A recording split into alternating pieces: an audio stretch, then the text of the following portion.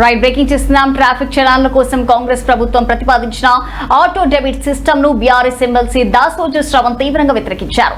తెలంగాణ భవన్ లో ఆయన సమావేశం నిర్వహించారు.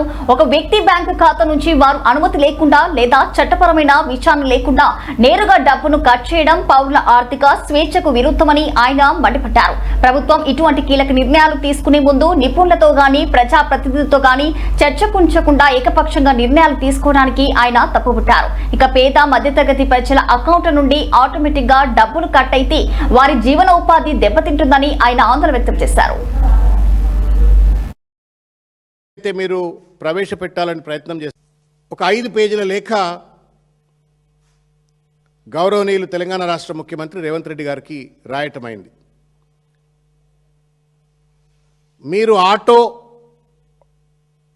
డెబిట్ సిస్టమ్ ఏదైతే మీరు ప్రవేశపెట్టాలని ప్రయత్నం చేస్తూ ఉన్నారో అది పూర్తిగా కూడా రాజ్యాంగ విరుద్ధం, మోటార్ వెహికల్ యాక్ట్స్కు విరుద్ధం, రైట్ టు ప్రైవసీ యాక్ట్కు విరుద్ధం. మీకు ఇష్టం వచ్చినట్టుగా బ్యాంకులను అదేదో రేవంత్ రెడ్డి గారి ప్రైవేట్ బ్యాంక్ అయినట్టుగా వాటిని నేను డైరెక్ట్గా అకౌంట్ డీటెయిల్ తీసుకుంటా, అందులో నుంచి డైరెక్ట్గా డబ్బులు నేను రెజ్యూమ్ చేసుకుంటా, డెబిట్ చేసుకుంటా అని చెప్పనైతే మాట్లాడుతుండో ఇది పూర్తిగా కూడా రాజ్యాంగ ఉల్లంఘన, రాజ్యాంగానికి వ్యతిరేకము, చట్టాలకు వ్యతిరేకము, రైట్ టు ప్రైవసీ యాక్ట్కు వ్యతిరేకము, ఫండమెంటల్ రైట్స్కు కూడా ఇది వ్యతిరేకం. రేవంత్ రెడ్డి గారు నాకు అర్థం కావట్లేదు, మీరు ఎవరితో మాట్లాడతారా? ఉట్టినే నోటికి ఏదొస్తుంది మాట్లాడతారా మీరు?